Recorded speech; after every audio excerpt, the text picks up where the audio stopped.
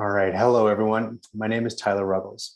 I've spent the last 3 years working with Ken Caldera at Carnegie Science and have recently transitioned to a new role as an engineer at Lift Hydrogen, where we are integrators of hydrogen supply chains. And today I want to talk about hydrogen production as a flexible electricity load. And specifically, I want to talk a little bit about grid-tied electrolysis, because I think it's a little bit underrepresented in the literature. And I think it could be a possible stepping stone or a long-term technology to help hydrogen move from being more of a B technology in the MIT A+B vernacular towards being an A technology that is ready to scale and really help us decarbonize our systems. Why hydrogen? If you're watching this, you probably are familiar with some of the potential benefits of hydrogen as an energy vector and its ability to tie together the electric grid with difficult and transportation and other difficult to decarbonize end sectors. So I won't dwell here.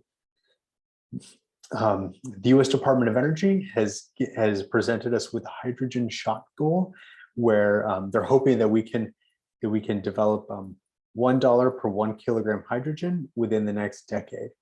Good luck to all of us. We have a little ways to go. Right now, producing fossil-based hydrogen is coming in at roughly $1 per kilogram or so, while green or low carbon hydrogen is more like in the $3 plus range for production in most regions. This first one was an IRENA report. This next one is an IEA report, but they have similar numbers, and this is hydrogen production. Now, in addition to producing hydrogen, you want to be able to move it and get it to someone that actually wants the hydrogen. So you don't want just low hydrogen production, you want low hydrogen supply costs. And just for reference, current hydrogen supply costs actually vary quite a bit. Even if you're producing hydrogen for low costs, like in this dollar range, supply to small scale demands is more in the like 5+ range. And businesses can easily find themselves paying $5, $6, $7, $8, even $9 per kilogram for hydrogen supplied on tube trailers. With that idea of transportation in mind, let's quickly ask, where is our low carbon power? Now, if we focus on the United States, as I'll just use in these examples, we have the wind belt and we have the sunny Southwest. And in general, that's not where the majority of our industry is. There are some exceptions here, but this begs the question of how do we get our hydrogen to industry? Well, you can either make hydrogen where it's cheapest and then transport the hydrogen. You could be considering pipelines or trucks or other methods, or you could think about moving our electrons, which we have a lot of experience doing as well, and then making the hydrogen at the actual demand centers in the end. These both come with some trade-offs.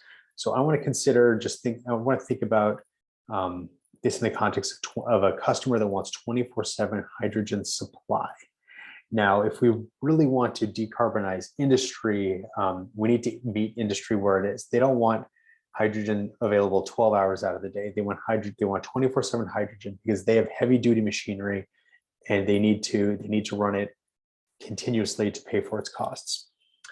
And in this case, let's go over some pros and cons comparing a grid-tied system versus making hydrogen near the cheapest resources and then transporting it. So we clearly have reduced transportation costs. You will be having higher capacity factor operations of your electrolysis facility, reducing the CapEx effects in your levelized cost of hydrogen. You could have lower storage costs because you'll have less variability in your available power.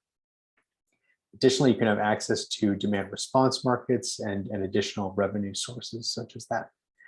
Now, this comes with some serious negatives, though. Electricity is much more expensive in general, and it includes the impacts for the costs of transmission and distribution and taxes and other tariffs as well. Add on top of that there's almost 3,000 electric utilities, and there's quite a bit of complexity out here for a modeler to try to tackle. Additionally, there's the uncertainty and question of how do you do your carbon accounting? What is the carbon intensity of grid-produced hydrogen? Now, you could be pursuing renewable energy credits or even hourly renewable energy credits, and I think there's a robust discussion going on in that area. Additionally, if we have substantial hydrogen being produced in industrial regions, you might be needing to expand your transmission system eventually. And in these following cases, I'm going to show just two examples from Texas and from Illinois. These are two regions where businesses have access to effectively wholesale electricity rates. They achieve this through retail choice, where different utilities compete and create innovative products and innovative rate structures to entice different customers to go with them. So in general, access to wholesale markets has been thought of as beneficial for flexible electricity loads, and I'll show you a little bit more on that in a couple of minutes. So for regions that want to really support a future hydrogen system and reap the benefits of having more flexible loads on their system, loads that could ramp down when the systems are most constrained, they should be thinking about a number of things. The first thing is that adding flexible loads to electricity systems will allow more full utilization of your generation assets across a wide range of system architectures. And this is being realized by utilities already, and certain regions are developing innovative rate structures to incentivize the participation of highly flexible loads. Take Tacoma Power, for example, where they've recently innovated the nation's first pilot rates to support the production of electric fuels. Or Arizona, where they've developed some new rate schedules for Nikola, who is making green hydrogen to ship into California.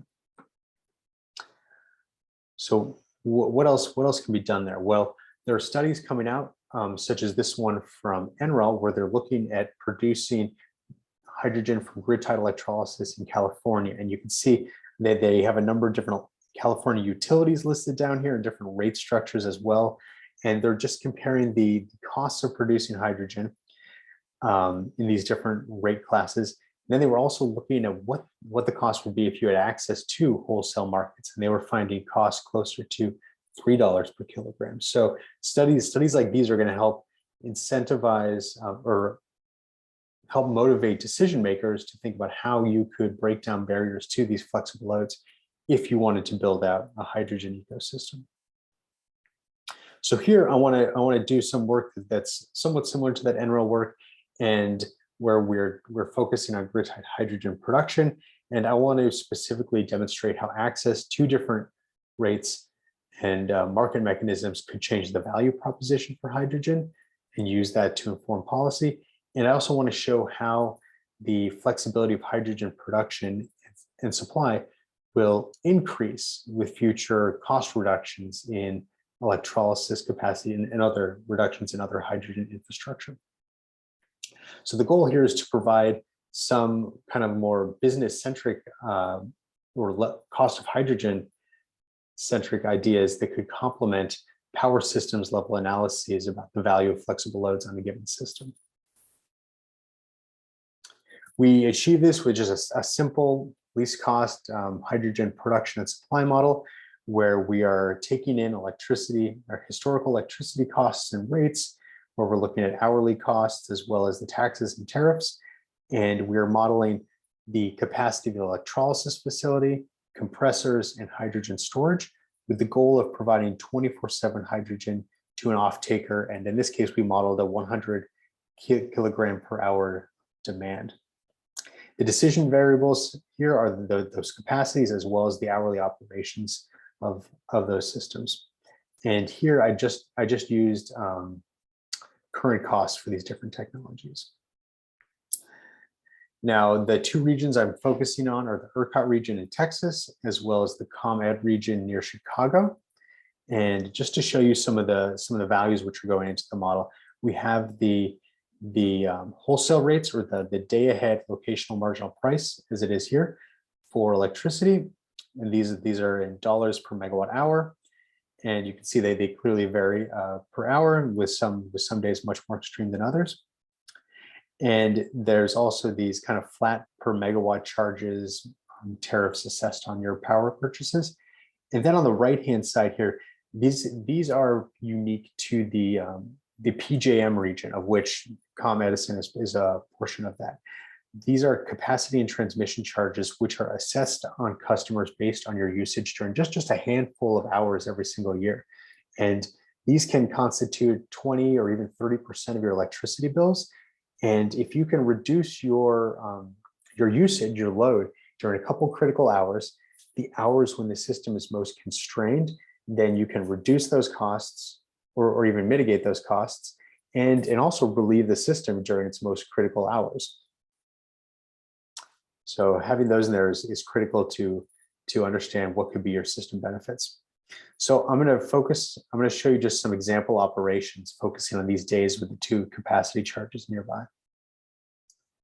And this next panel is showing you the hydrogen that's in our storage tank that's helping us provide 24/7 hydrogen, because during these really expensive moments, we want to substantially ramp down our electrolysis facility operations.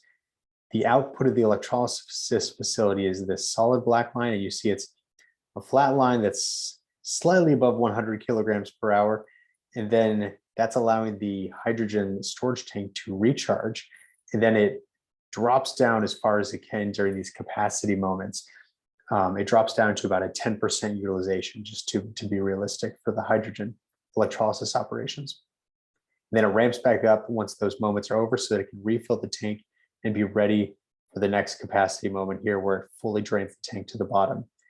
And in the middle, it was able to dodge a little bit of usage, a little bit of high cost moments right in the middle there too.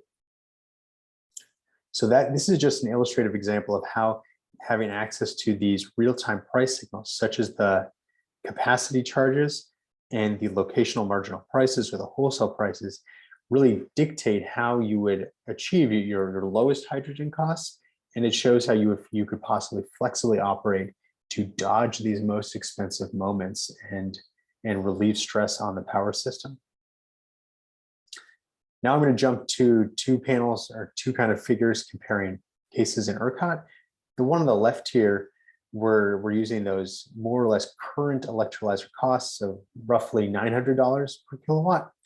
And you see that in this case, the electrolyzer pretty much operates just flat out, and then it reduces its operations during just this highest moment here, and the rest of the time is spent recharging the storage, presumably in anticipation of another high rate event that's off the edge. Now, if we substantially reduce the cost of our electrolysis by 70%, this is unrealistic, at least in the short term, then this creates a more flexible system and allows the system to cost effectively oversize the electrolysis capacity, which allows it to recharge its hydrogen storage quicker and discharge the storage allowed by ramping down during these price spike moments every day. So lower electrolyzer costs allow more flexibility and will allow us to share more system benefits. And this is beneficial here currently, but it's going to be very beneficial once we have much more wind and solar on the system, which is presumably going to lead to more and more low cost moments, as well as some extremely high cost moments when the sun's down and the wind's not blowing. So how does this all stack up? These first 2 bars, these are all showing you the levelized cost of hydrogen production in these model cases. And this first one is this baseline COM Edison case that I was showing. And the one next over is a system where I took away all price signals. I just made it run flat out 100% continuously through the year. And it substantially increased the cost. It increases the cost of hydrogen production by roughly 20% in this case. And you lose out on your ability to participate in demand response markets, and you incur those capacity charges. And then these ERCOT cases over here, well, if you reduce your electrolyzer capacity cost by a lot, you're going to reduce those costs. But the more interesting thing is just comparing how different costs are in different regions. And there could be some regions which are beginning to approach cost parity in certain cases with fossil hydrogen. So in summary, rate structures and access to ancillary revenue are going to really matter if we want grid-tied electrolysis to take off. which could help support the beginning hydrogen markets.